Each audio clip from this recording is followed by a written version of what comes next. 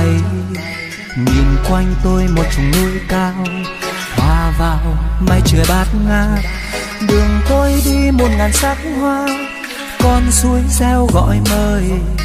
Người phương xa hay cùng đến nơi Tây Bắc khi xuân về.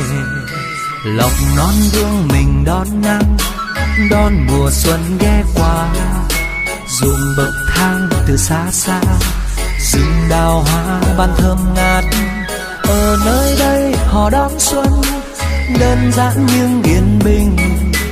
Ai cũng sẽ lên một lần đến nơi Tây Bắc khi xuân về. Xuân về trên rừng núi, nâng chén ta chúc mừng. Cầu một năm bình an, ấm no cho bản làng. Xuân về trên rừng núi, mong suốt năm được mùa. Để làng ta được ấm no, hạnh phúc suốt đời.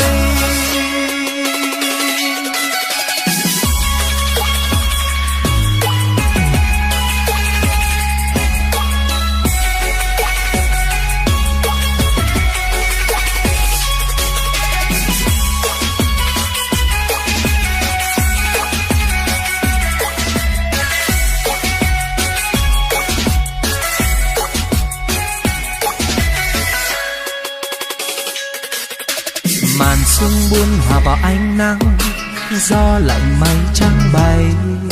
Nhìn quanh tôi một chùm núi cao hòa vào mây trời bát ngát. Đường tôi đi 1000 sắc hoa, con suối reo gọi mời. Người phương xa hay cùng đến nơi Tây Bắc khi xuân về. Lộc non gương mình đón nắng, đón mùa xuân ghé qua.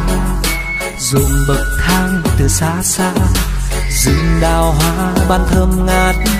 Ở nơi đây họ đón xuân đơn giản nhưng yên bình. Ai cũng sẽ nên một lần đến nơi Tây Bắc khi xuân về. Xuân về trên rừng núi, nâng chén ta chúc mừng. Cầu một năm bình an, ấm no cho bản làng.